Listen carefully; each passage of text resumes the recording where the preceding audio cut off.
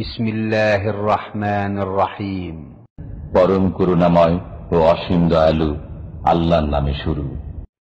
ومن أحسن قولا ممن دعا إلى الله وعمل صالحا وقال إنني من المسلمين।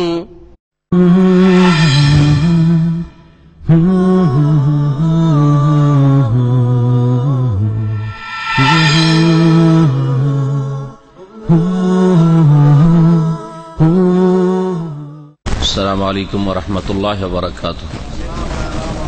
বিসমিল্লাহির রহমানির রহিম। আলহামদুলিল্লাহি রাব্বিল আলামিন ওয়াস সালাতু ওয়াস সালামু আলা সাইয়্যিদিল মুরসালিন নবিয়িনা মুহাম্মদ ওয়া আলা আলিহি ওয়া সাহবিহি আজমাইন, আম্মা বাদ। ফাকাদ ক্বালা আল মুআল্লিফ রাহিমাহুল্লাহু তাআলা ওয়া আন ইবনে আব্বাস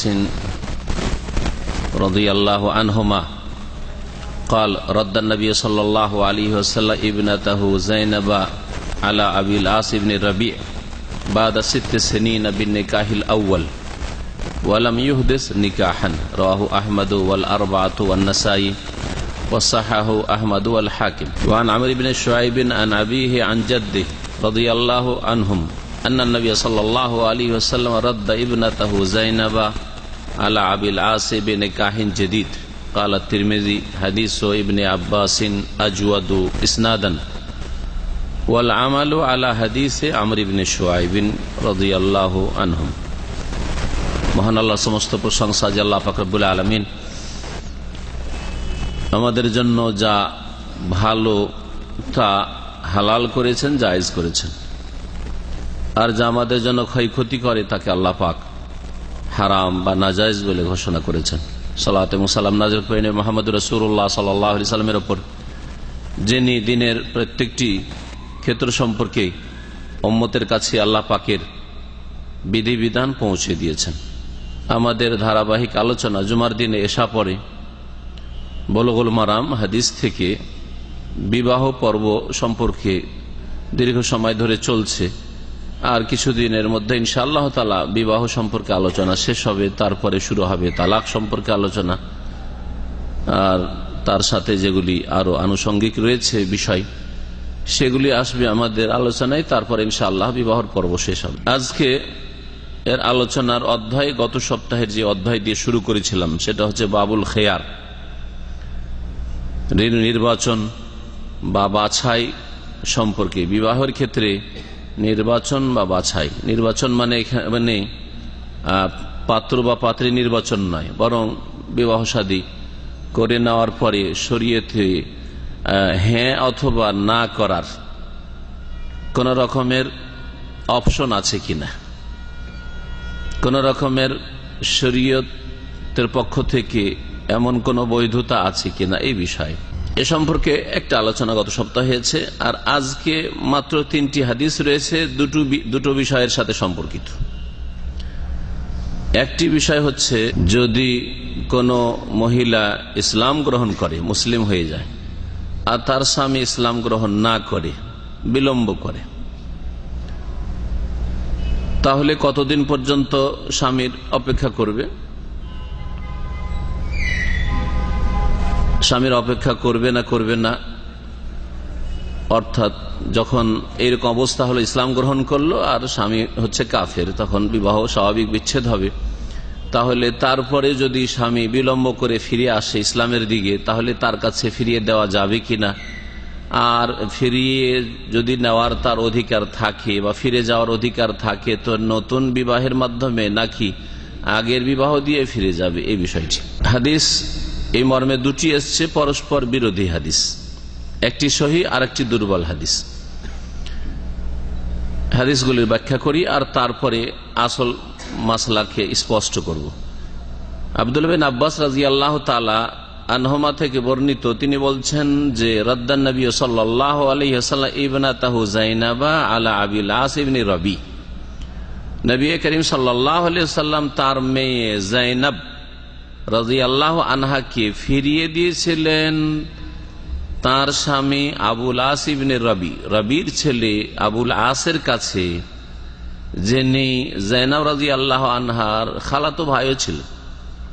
খাদিজার আর এক বোনের ছেলে, খালাতো ভাইয়ের সাথে বিয়ে হয়েছিল নবী করিম সাল্লাল্লাহু আলাইহি ওয়াসাল্লামের বড় মেয়ে জাইনাবের। জাইনাব রাদিয়াল্লাহু তাআলা আনহা প্রথমে ইসলাম গ্রহণ করেছেন। বাপ যখন ওহী নিয়ে আসলেন প্রথম অবস্থাতে ইসলাম গ্রহণ করেছিলেন, কিন্তু আবুল আস বিন রাবি ইসলাম গ্রহণ করেনি, বিলম্ব করেছিল। হুদাইবিয়ার সন্ধির বছর অর্থাৎ ষষ্ঠ হিজরিতে ইসলাম গ্রহণ করে। ইসলাম যখন গ্রহণ করে এতদিন পর্যন্ত জাইনাব রাদিয়াল্লাহু তাআলা আনহা আর অন্য কোন জায়গায় বিবাহে বসেন নাই। তখন নবী করিম সাল্লাল্লাহু আলাইহি ওয়াসাল্লাম দেখলেন যে জামাই তো ইসলাম গ্রহণ করে ফিরে এসেছে ইসলামে, এখন আমার মেয়ে জামাইয়ের জন্য জায়েজ, তাই ফিরিয়ে দিয়েছিলেন, তার স্বামীকে ফিরিয়ে দিয়েছিলেন। এখন নতুন বিবাহের মাধ্যমে নাকি ওই আগের বিবাহে, এই মর্মে সহিহ হাদিসে রয়েছে বাদা সিত্তে সেনিন 6 বছর পরে, মাঝখানে 6 বছর কোনো সম্পর্ক ছিল না। বিন্নিকাহিল আউয়াল, প্রথম বিবাহের মাধ্যমে, ওই আগের যে বিবাহ জাহিলিয়াতের যুগের যে বিবাহ ছিল সেই বিবাহের মাধ্যমেই নবী করিম সাল্লাল্লাহু আলাইহি ওয়াসাল্লাম নিজ মেয়েকে তার স্বামীর কাছে ফিরিয়ে দিয়েছিলেন, আবুল আসের কাছে রাদিয়াল্লাহু আনহু। আবুল আস পর ইসলাম গ্রহণ করেছিলেন। এই যে 6 বছর বলা হয়েছে, 6 বছরটা কোনখান থেকে কোনখান পর্যন্ত বোঝানো হয়েছে? এই হাদিসে যেটা বলা হয়েছে সেটা 6 বছর জাইনাব রাদিয়াল্লাহু আনহার হিজরতের সময় থেকে শুরু করে আবুল আস তার স্বামীর ইসলাম গ্রহণ করা পর্যন্ত সময়টাকে বোঝানো হয়েছে। এটা হচ্ছে 6 বছর, কারণ হিজরতের 6ষ্ঠ বছরে, 6ষ্ঠ হিজরিতে ইসলাম গ্রহণ করেন আবুল আস ইবনে রাবি রাদিয়াল্লাহু তাআলা আনহু। তাহলে 6 বছর হচ্ছে মাঝখানে, তাই না? 6ষ্ঠ হিজরি মানে হিজরত করলেন জাইনাব রাদিয়াল্লাহু আনহা প্রথম হিজরিতে নবী সাল্লাল্লাহু আলাইহি সাল্লামের হিজরতের পরেই, আর তারপরে 6 বছর পরে। এই 6 বছরকে এখানে উল্লেখ করা হয়েছে। কিন্তু তাদের মাঝে পৃথকতা যে হয়েছিল, বিচ্ছিন্নতা হয়েছিল, ইসলাম গ্রহণ থেকে শুরু করে ফিরিয়ে দেওয়ার মাঝে 6 বছর নয়। বর্ণনাকারী বর্ণনা করতে গিয়ে যে কথাটি বর্ণনা করেছেন তার হয় ভ্রম হয়েছে, যেমন অনেক ভাষ্যকাররা বলেছেন যে 2 জনের মাঝে যে বিচ্ছিন্নতা ছিল সেটা 6 বছরের বিচ্ছিন্নতা ছিল না। হিজরত করে আসা, কার হিজরত? নবী সাল্লাল্লাহু আলাইহি ওয়াসাল্লামের মেয়ের হিজরত, জাইনাব রাদিয়াল্লাহু আনহার হিজরত। হিজরত থেকে শুরু করে তার স্বামীর ঘরে আবার ফিরে যাওয়া, স্বামী ইসলাম কবুল করা, এর মাঝখানের সময়টা কতটা ছিল? 6 বছর ছিল। কিন্তু ইসলাম গ্রহণ করেছেন জাইনাব রাদিয়াল্লাহু আনহা প্রথম যুগে, তাহলে 6 বছরে আরো যদি 13 লাগান তো কত হয়ে যাবে? 19। 6ষ্ঠ হিজরি যদি ধরেন তো 5ই ধরেন তো 18 বছর। এই জন্য ভাষ্যকার উল্লেখ করেছেন যে 2 জনের মাঝে যে পৃথকতা, বিচ্ছিন্নতা ছিল ইসলাম গ্রহণ থেকে শুরু করে স্ত্রীর ইসলাম গ্রহণ আর স্বামীর ইসলাম গ্রহণের মাঝখানে যে পিরিয়ডটা ছিল সেটা ছিল দীর্ঘ 18 বছর। 18 বছরের বিচ্ছিন্নতার পরে ইসলাম গ্রহণ করে নিয়েছেন জাইনাব রাদিয়াল্লাহু আনহা, তাই না? তারপরে স্বামীর সাথে সম্পর্ক নেই, ইসলাম গ্রহণ করেছে, ও কাফের হয়ে আছে। আর তারপরে দীর্ঘ 18 বছর পরে নবী করিম সাল্লাল্লাহু আলাইহি সাল্লাম মেয়েকে যখন ইসলাম গ্রহণ জামাই করলো তখন ফিরিয়ে দিয়েছেন। ওয়ালাম ইহুদিস নিকাহান, কিন্তু নতুন করে বিবাহ পড়াননি, বিবাহ করাননি নবী করিম সাল্লাল্লাহু আলাইহি সাল্লাম। আহাদাস ইহুদিস মানে নতুন কাজ করা, এখান থেকে বিদআতকে মুহদাস বলা হয়, কুল্লু মুহদাসাতিন বিদআহ। ওয়ালাম ইহুদিস নিকাহান, নতুন ভাবে বিবাহ আর পড়ান নাই। রাওয়াহু আহমদ, হাদিস ইমাম আহমদ মুসনাদে বর্ণনা করেছেন। আর ইমাম নাসাই ছাড়া হাফিজ বিন হাজারের যে 4-এর পরিভাষা রয়েছে তার ভূমিকাতে কিতাবে, তারা অর্থাৎ 4 বলতে তিনি 4 ইমাম বলতে কাকে কাকে বুঝিয়েছেন? আবু দাউদ, নাসাই, তিরমিজি, ইবনে মাজাহ। এই 4 জনের মধ্যে ইমাম নাসাই ব্যতীত বাকি 3 জন। তাহলে আবু দাউদে রয়েছে হাদিসটি, তিরমিজিতে রয়েছে, আর ইবনে মাজাহ রয়েছে, আর মুসনাদ আহমদে রয়েছে। ওয়াসাহাহু আহমদ ওয়াল হাকিম, ইমাম আহমদ হাদিসটিকে সহিহ বলেছেন। ওয়াল হাকিম, ইমাম হাকিম মুস্তাদরাকে নিয়ে এসেছেন, তার কাছে হাদিসটি সহিহ। এই হাদিস সম্পর্কে ভাষ্যকার বলছেন শেখ আল্লামা আল বাসসাম যে হাদিস সহিহ। এই হাদিসটি হচ্ছে সহিহ হাদিস, অর্থাৎ আগের বিবাহেই ফিরিয়ে দিয়েছে রাসূলুল্লাহ সাল্লাল্লাহু আলাইহি সাল্লাম তার স্বামীর কাছে দীর্ঘ সময় পরে। দ্বিতীয় হাদিসটি দেখেন, আমর ইবনে শুআইব থেকে বর্ণিত, তিনি বর্ণনা করছেন তার পিতা শুআইব থেকে, শুআইব তার দাদা থেকে। দাদার নাম আব্দুল্লাহ বিন আমর ইবনে আস, দাদা হচ্ছেন প্রখ্যাত সাহাবী আব্দুল্লাহ বিন আমর ইবনে আস রাদিয়াল্লাহু আনহু থেকে বর্ণিত। নবী করিম সাল্লাল্লাহু আলাইহি সাল্লাম সম্পর্কে বলছেন আব্দুল্লাহ বিন আমর ইবনে আস যে রাদ্দা ইবনাতাহু আন্না নবী সাল্লাল্লাহু রাদ্দা ইবনাতাহু যায়নাবাহ, নবী করিম সাল্লাল্লাহু আলাইহি ওয়াসাল্লাম তার মেয়ে যায়নাবকে ফিরিয়ে দিয়েছিলেন আবুল আসের কাছে, জামাইয়ের কাছে, বেনিকাহিন জাদীদিন, নতুন বিবাহের মাধ্যমে। কথা উল্টা হয়ে গেল, নতুন বিবাহ। বেশ কিছু হাদিসে এইরকম পরস্পর কি রয়েছে, বিরোধ রয়েছে।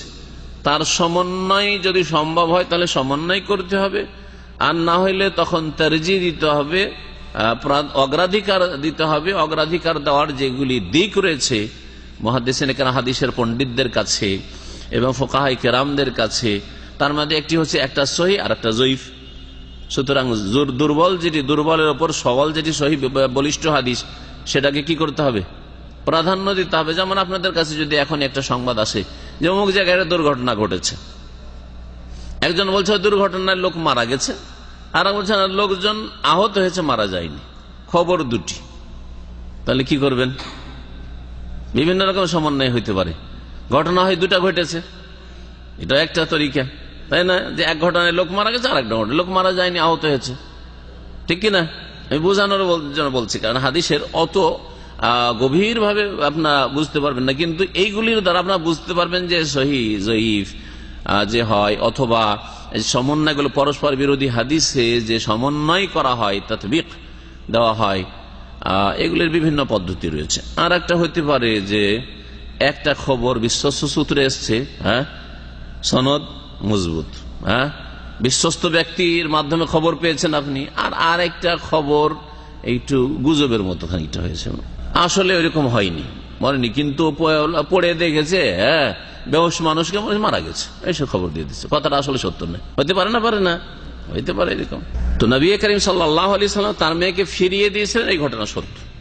এখন পুরাতন বিবাহের মাধ্যমে ফিরিয়ে দিয়েছেন না নতুন করে বিবাহের নবায়ন করেছিলেন, তাজদীদে নিকাহ করেছিলেন, এই মর্মে এই হাদিসে বলা হয়েছে বেনিকাহিন জাদীদিন, নতুন বিবাহের মাধ্যমে ফিরিয়ে দিয়েছিলেন। হাদিস তিরমিজিতে আছে, ইবনে মাজায় রয়েছে। ইমাম তিরমিজি বলছেন যে হাদিস ও ইবনে আব্বাসিন আজওয়াদ ইসনাদান, নিজে ইমাম তিরমিজি হাদিসটি সংকলন করেছেন এই হাদিসটি, আর তারপরে তিনি বলছেন যে আব্দুল্লাহ বিন আব্বাস রাদিয়াল্লাহু আনহুমার যে হাদিসটি রয়েছে ওটাও তিনি উল্লেখ করেছেন, আগের হাদিসটি, সেটা হচ্ছে সনদের দিক থেকে অতি উত্তম। জাইয়্যিদ থেকে ইসম তাফজিল হচ্ছে আজওয়াদ, অতি উত্তম। জাইয়্যিদ মানে উত্তম, তাই না? আর আজওয়াদ মানে অতি উত্তম। সনদের দিক থেকে, সূত্রের দিক থেকে অতি উত্তম, মানে তার সূত্র হচ্ছে সহিহ। ওয়াল আমালু আলা হাদিস আমর ইবনে শুআইব, তবে আমল রয়েছে ফুকাহায়ে কেরামদের, মানে যে মতটি অধিকাংশ ফুকাহারা পোষণ করেছেন সেটা আমর ইবনে শুআইবের হাদিসের ভিত্তিতে। তিনি যতটুকু বুঝেছেন বিষয়টাকে সেইভাবে তিনি ব্যাখ্যা করেছেন। বলছেন যে আমল করেছে লোকেরা অথবা ফুকাহারা কোন হাদিসের ওপর? আমর ইবনে শুআইবের হাদিসের ওপর। তার মানে যদি এইরকম হয় যে স্বামী স্ত্রীর বিবাহের মাঝে সময়ের ব্যবধান থাকে আর ইদ্যত পার হয়ে চলে গেছে, তাহলে কি করতে হবে? ফিরিয়ে দিতে হলে নতুন বিবাহে ফিরিয়ে দিতে হবে, নতুন বিবাহের মাধ্যমে ফিরিয়ে দিতে হবে, বিবাহের নবায়ন করতে হবে, এক কথায়। এটা হচ্ছে অধিকাংশ ফুকাহাদের আমল, কিন্তু সকলের আমল না। তার ইমাম তিরমিজি বলেছেন যে আমল যে রয়েছে আমর ইবনে শুআইবের হাদিসের উপর, এটা যদি সকলের কথা বলা হয় তাহলে কথাটি ভুল, তথ্য তাহলে ভুল, বড় মানুষেরও ভুল হতে পারে। কখনো ভাববেন না যে উনি কেন ভুল করবেন। এত বড় বড় আইম্মা কেরামদের যদি ইজতিহাদে অথবা কথাটা নকল করতে গিয়ে সূক্ষ্মতায় ভুল থাকে, অথবা মত পোষণ করতে গিয়ে দলিলের ক্ষেত্রে ভুল থাকে, তাহলে আমাদের ভুল হওয়াটা স্বাভাবিক, স্বাভাবিক। সুতরাং আজকাল এক শ্রেণীর মানুষ রয়েছে, কি করে ভুল করতে পারে? দুইজনে সহি আকীদার লোক, দুটা মত কি করে হইতে পারে? অবশ্যই হইতে পারে। তিনি যেভাবে বুঝেছেন তিনি বলেছেন, আমি যেভাবে বুঝেছি আমি বলেছি, ঠিক না? আমি যেটাকে ঠিক বুঝেছি ঠিক বলেছে, অন্য লোক যেটাকে ঠিক বুঝেছে সেটাকে ঠিক বলেছে। যদি নয় যে সকল উম্মত এক মত হয়ে যাবে। আকীদার ক্ষেত্রে মৌলিক বিষয় ইখতিলাফ থাকলে বড় ধরনের সমস্যা, কিন্তু যদি মাসলা মাসাইল ইখতিলাফ থাকে আর সেটাও দৃষ্টিভঙ্গির পার্থক্য, দলিল বুঝতে গিয়ে বুঝার পার্থক্য, আর সকলে বোঝার চেষ্টা করেছে, তাহলে তাদের ওপর কোনো দোষ আরোপ করা যাবে না। কোনো দোষ করেনি, ভুল করলেও সে চেষ্টা করেছে, সে এক নেকি পেয়েছে ভুল করলো, চেষ্টা করার, মেহনত করার, ইজতিহাদের। আর যদি সঠিক সিদ্ধান্তে পৌঁছিতে পারে তাহলে দ্বিগুণ নেকি পেয়েছে, ডবল নেকি পেয়েছে। যেমন নবী করিম সাল্লাল্লাহু আলাইহি ওয়াসাল্লামের এই মর্মে হাদিস রয়েছে। এই হাদিস সম্পর্কে ভাষ্যকার বলছেন যে আল হাদিসু যায়িফুন, এই হাদিসটি দুর্বল, বিবাহ নতুন করে পড়াইতে হবে, এই মর্মে যে হাদিসটি আমর ইবনে শুআয়বের হাদিসটি হচ্ছে দুর্বল। বলছেন যে আমর ইবনে শুআয়ব থেকে বর্ণনাকারী হাজ্জাজ নামে এক ব্যক্তি রয়েছেন, আর হাজ্জাজ আমর ইবনে শুআয়ব থেকে শোনেননি, মাঝখানে আর একজন থেকে শুনেছেন যার নাম উল্লেখ করেন নাই। তাহলে হাদিসে বিচ্ছিন্নতা হয়ে গেল না, হলো না? জি, ওই ব্যক্তির নাম মোহাম্মদ বিন ওবায়দুল্লাহ আর আজমি, আর সেই ব্যক্তি দুর্বল। দেখা গেছে যে যার থেকে তিনি শুনেছেন সে দুর্বল, সুতরাং হাদিস দুর্বল।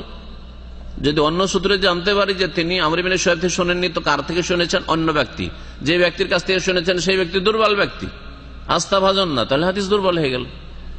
আর যদি তার হদিসই না পাই তা হাদিস বিচ্ছিন্ন, জানি না কি আছে না আছে ওখানে। তাই ভাষ্যকার বলছেন যে এই মর্মে সহিহ হাদিস হচ্ছে ওয়াল হাদিসু সহিহ আন্নান নবী সাল্লাল্লাহু আলাইহি ওয়াসাল্লাম আকাররাহুম আলা নিকাহিল আউয়ালি, নবী করিম সাল্লাল্লাহু আলাইহি ওয়াসাল্লাম তার মেয়ে আর জামাইকে তাদের বিবাহে সাব্যস্ত রেখেছিলেন প্রথম বিবাহের ভিত্তিতে, নতুন করে বিবাহ আর পড়ান নাই। এই ছিল দুটি হাদিস। এখন মাসলা মাসাইল বুঝার চেষ্টা করি এই বিষয়ে। আর এই হাদিসের সাথে সম্পর্কিত বেশ কিছু মাসাইল রয়েছে, ইনশাআল্লাহ তাআলা আমরা ওই মাসাইলগুলি আলোচনা করব, কারণ আজকে হাদিস আর একটি শুধু বাকি আছে। এই মাসলাটিকে প্রথম বুঝি। যায়নাব রাসূলুল্লাহ সাল্লাল্লাহু আলাইহি ওয়াসাল্লামের বড় মেয়ে, এটা বললাম। রাসূলুল্লাহ সাল্লাল্লাহু আলাইহি ওয়াসাল্লামের কয় মেয়ে ছিলেন? 4 মেয়ে ছিলেন। নাম কি? যায়নাব। 2 নম্বরে মেজ মেয়ে কোনটি? রোকাইয়া। উম্মে কুলসুম না। 3 নম্বর উম্মে কুলসুম, আর 4 নম্বর হচ্ছে ফাতেমা রাদিয়াল্লাহু আনহা। এক শ্রেণীর মানুষ শুধু ফাতেমার নাম জানে আর বাকি জানে না, এটা বিদআতের লক্ষণ। ফাতেমাকে চেনার কাউকে চেনে না, বিদআতের লক্ষণ কিনা?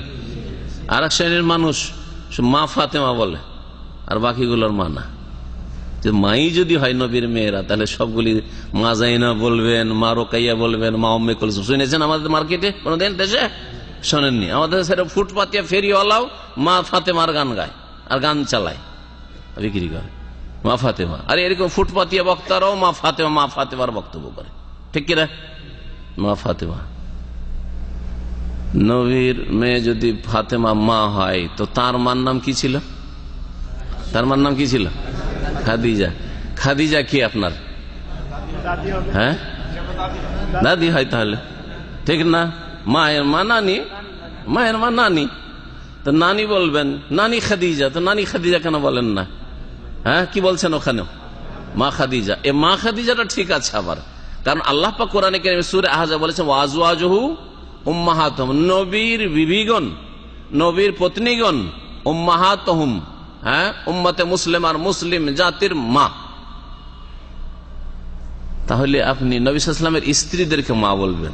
কোরআনের শিক্ষা হচ্ছে, কোরআনী আকীদা হচ্ছে যে নবীর বিবিগণ হচ্ছেন আমাদের মা, উম্মাহাতুহুম।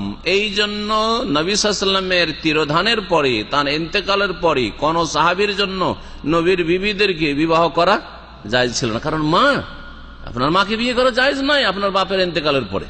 হ্যাঁ, ঠিক তেমনি রাসূলুল্লাহ সাল্লাল্লাহু আলাইহি ওয়াসাল্লাম বিবিগণকে বিবাহ করা, ওয়ালা আনতানকিহু আজওয়াজাহু মিন বাদিহি আবাদা। আর এটাও জায়েজ করেনি, আল্লাহ হারাম করেছেন যে তোমরা নবী সাল্লাল্লাহু আলাইহি ওয়াসাল্লামের পরে তার বিবিগণের কাউকে বিবাহ করবে।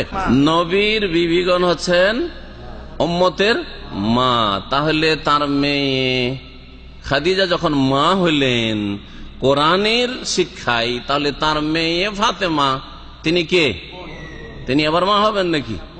মায়ের মেয়েও মা, হ্যাঁ, বোন হবেন। কোরআনে কারিমে আর এক আয়াতে আল্লাহ বলছেন যে ইন্নামাল মুমিনুনা মুমিনরা পরস্পর ভাই বোন। মুমিনদের সম্পর্ক হচ্ছে পরস্পর মুসলিম মুসলিম ভাই বোনের সম্পর্ক। যেখানকারই মুসলিম হোক না কেন আপনার ভাই, আর না হয় মহিলা হলে মেয়ে হলে আপনার বোন। তাহলে এই মা ফাতেমা বলা এটা বিদাতি কথা। মা ফাতেমা বলা জায়েজ নাই, মা ফাতেমা বলা জায়েজ নয়। জি। আর মা ফাতেমা যদি হয় তাহলে উম্মতের জন্য বিবাহ করাই কি করে জায়েজ হয়? আরে মাকে বিয়ে করা জায়েজ নাই, তাহলে ফাতেমাকে বিয়ে করা কারো জন্য জায়েজ ছিল না? আলী কি করে বিয়ে করলেন? ঠিক কিনা? তো মা ফাতেমা যদি মা হয় তো তার বোনগুলো ওরাও মা, তো তারা কি কেমন করে অন্যরা? আবুল আসি কি করে বিয়ে করলেন? তার জন্য কি করে জায়েজ হলো? তো মাকে বিয়ে করা জায়েজ নাই। আবুল আস নবীর উম্মত, হ্যাঁ, ওসমান নবীর উম্মত। ওসমান কি করে দুই মেয়েকে উম্মে কুলসুমকে আর রোকায়া বিয়ে করলেন? বোঝা যাচ্ছে। সুতরাং এসব বিদাতি কথা ছাড়তে হবে। বলছেন যে আবুল আসের স্ত্রী ছিলেন জৈনব, ফাসলামাত, ইসলাম গ্রহণ করেন। হাজারাত কাবলা ইসলামে জাওজিহা, স্বামী ইসলাম গ্রহণ করল না, তিনি হিজরত করে চলে আসলেন। ফালাম্মা আসলামা, যখন ইসলাম গ্রহণ করলেন আবুল আস আর হিজরত করে আসলেন নবী করিম সাল্লাল্লাহু আলাইহি ওয়াসাল্লাম, তখন তার মেয়ের অন্য জায়গায় বিয়ে হয়নি, আগের বিবাহে। আমর ইবনে শুআইবের হাদিস যায়িফ, এই কথাটি কোনো নতুন না। ইমাম আহমদের মতো প্রখ্যাত ইমাম তিনি বলছেন কালাল ইমাম আহমদ যায়িফুন, আমর ইবনে শুআইবের হাদিস হচ্ছে যায়িফ।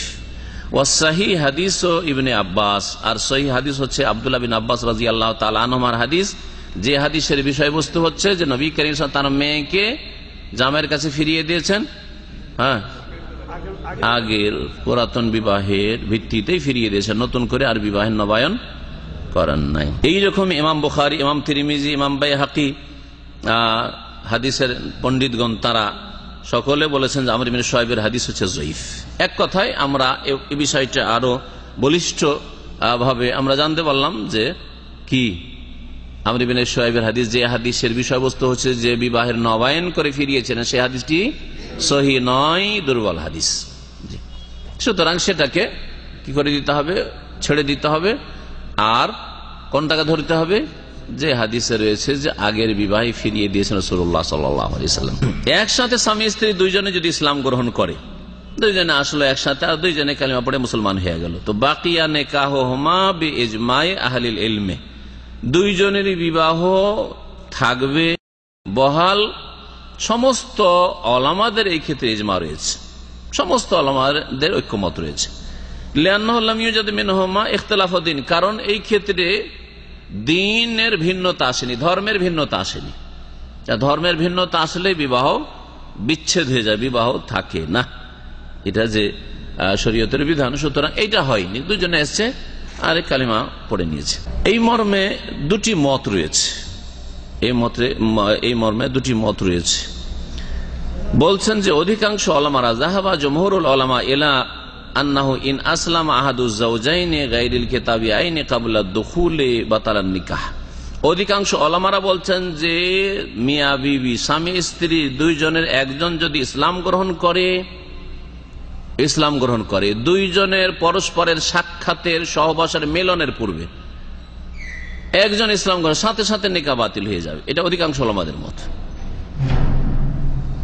ওয়া আন্নাল কিতাবিয়াতা ইযা আসলামাত, আর ইহুদি বা খ্রিস্টান মহিলা কিতাবী যদি ইসলাম গ্রহণ করে আর তার স্বামী যদি কাফের মুশরিক হয়, কিতাবী না হয়, মানে ইহুদিও না খ্রিস্টান আহলি কিতাব নয়, মুশরিক, ধরেন হিন্দু বা শিখ স্বামী, আর স্ত্রী হচ্ছে কিতাবিয়া ইহুদি বা খ্রিস্টান, এরকম যদি হয় ইনফাসাখান নিকাহ, তাহলে বিবাহ বিচ্ছেদ হয়ে যাবে। কারণ ইসলাম গ্রহণ করলো মহিলা আর ওর স্বামী হচ্ছে কি কাফের, আর কাফেরের কাছে মুসলিম মহিলার কখনো থাকা জায়েজ নাই। ইমাম ইবনুল মুনজির রাহমাতুল্লাহ আলাইহি বলছেন আজমা আলা হাযা কুল্লু মান নাহফাজ মিন আহলিল ইলম, এই মাসলাই আমি যত ওলামায়ে কেরামদেরকে, আইম্মায়ে কেরামদেরকে সকলেই ইজমা করেছেন, ঐক্যমত রয়েছে যে কোন কাফেরের অধীনে, কোন কাফের মুশরিকের অধীনে কোন মুসলিম মহিলার থাকা জায়েজ নাই। ওয়াম্মা ইযা আসলাম আহাদুজ যাওজাইনি গায়রাল কিতাবিয়াইনি ক্বাবলাল আউয়ালি ওয়া কানা বাদাদ দুখুল, বলছেন যে স্বামী স্ত্রী দুইজনের একজন যদি ইসলাম গ্রহণ করে আর দুইজনেই কিতাবই ছিল না ইসলামের পূর্বে, ইহুদি ছিল না, খ্রিস্টান ছিল না, হয় হিন্দু না হয় বৌদ্ধিস্ট না হয় শিখ, অন্য এইরকম কোন ধর্মের। আর তাদের এর আগে মেলামেশা হয়েছে, সহবাস হয়েছে।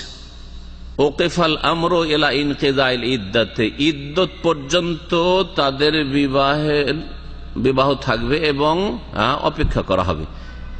এর মাঝে যদি ফাইন আসলাম আসানি, একজন তো ইসলাম গ্রহণ করে নিয়েছে, দ্বিতীয় যদি ইসলাম গ্রহণ করে নাই ইদ্দত পার হওয়ার আগে, তাহলে ফাহমা আলা নেকাহেমা, তাদের বিবাহ বহাল থাকবে। এখন এই কথাটাকে বুঝেন, স্বামী স্ত্রী হিন্দু, ইসলাম গ্রহণ করলো, একজন কি করলো, ইসলাম গ্রহণ করলো, পুরুষ হোক অথবা স্ত্রী হোক, স্বামী হোক অথবা স্ত্রী হোক, ইসলাম গ্রহণ করলো। ইসলাম গ্রহণ করার পরে তার একজন মুসলিম আর আরেকজন হচ্ছে কি কাফের মুশরিক। তাহলে মুশরিক স্বামীর কাছে যদি মহিলা ইসলাম গ্রহণ করে থাকে, তার কাছে থাকা জায়েজ নাই। এইরকমই এর বিপরীতে যদি হয়, ইসলাম গ্রহণ করেছে কে, স্বামী, না পুরুষ মুসলিম হয়ে গেছে, তাহলে স্ত্রী যদি কিতাবিয়া হইতো, ইহুদি নাসারা হইতো, তাহলে ইহুদি নাসারাকে রাখা জায়েজ ছিল, কারণ ওর বিবাহ শুরু করে যখন জায়েজ, তাহলে এখন রাখা যেতে পারে। কিন্তু না, এ তো মুশরিকা, হিন্দু বা বুদ্ধিস্ট বা শিখ, মুশরিক এক কথায়। তাহলে মুশরিককে মুসলিম স্বামীর জন্য রাখা জায়েজ নয়। তাহলে কি করতে হবে, ইদ্দত পর্যন্ত অপেক্ষা করা হবে। এর মাঝখানে যদি ইসলাম গ্রহণ করে নাই, তাহলে তো ভালো কথা, তাদের বিবাহ বহাল থেকে যাবে। এটি হচ্ছে অধিকাংশ ওলামাদের মত। ভাষ্যকার বলছেন, ওয়াল আজহারুলান আন্নাল ফুরকাতা বাইনাহুম ওয়াকাত হিনা আসলামাল আউয়াল, এই ইদ্দত পর্যন্ত অপেক্ষা করতে হবে যে মতটি রয়েছে, এটা স্পষ্ট নাই, এটা তিনি বলছেন এটা ঠিক নাই। বরং অধিক স্পষ্ট বিষয় হচ্ছে যে যেই দিন দুইজনের একজন ইসলাম গ্রহণ করবে, সেই দিনে বিবাহ বিচ্ছেদ হয়ে যাবে। সেদিনে কি হয়ে যাবে, বিবাহ বিচ্ছেদ হয়ে যাবে। ওয়াইজান, যখন বিবাহ বিচ্ছেদ হয়ে গেল, ফালা নিকাহা বাইনাহুমা, তাহলে আর বিবাহ তাদের মাঝে নেই, বিবাহ শেষ হয়ে গেছে। ওয়াহাযা কওলু জুমহুরিল উলামা, অধিকাংশ উলামাদের মত এটি। তাহলে এই মতই যদি ধরা হয়, তাহলে এখন এই ঘটনাটি নেন, রাসূলুল্লাহ সাল্লাল্লাহু আলাইহি ওয়াসাল্লামের মেয়ের ঘটনা নেন। স্বামী স্ত্রী দুজনে ছিল মুশরিক, পৌত্তলিক ছিল, ঠিক না? তারপরে ইসলাম গ্রহণ করলেন যায়েনব রাদিয়াল্লাহু আনহা। তো ইসলাম গ্রহণ করলে কি হয়ে যাবে, বিবাহ বিচ্ছেদ হয়ে যাবে, এই বিবাহ আর থাকবে না। এটা হচ্ছে অধিকাংশ ওলামাদের মত, তিন ইমাম, ইমাম শাফি, ইমাম আবু হানিফা, ইমাম মালিকের মত, বিবাহ থাকবে না। বিবাহ যদি না থাকে তাহলে কি করতে হয়, এখন আবার যদি ফিরিয়ে দিতে হয়, বিবাহ থাকেনি, অন্য জায়গায় বিবাহ বসে গেলে তো অন্য ঘরে চলে যেত, কিন্তু অন্য বিবাহে বসেনি, আছে। তারপরে স্বামী ইসলাম গ্রহণ করলো, এখন কি করা হবে, তাহলে নতুন ভাবে বিবাহ পড়াতে, কারণ যেই দিন ইসলাম গ্রহণ করেছে সেই দিন বিবাহ বিচ্ছিন্ন হয়ে গেছে, বিবাহ আর থাকে নাই। এটি হচ্ছে অধিকাংশ ওলামাদের মত।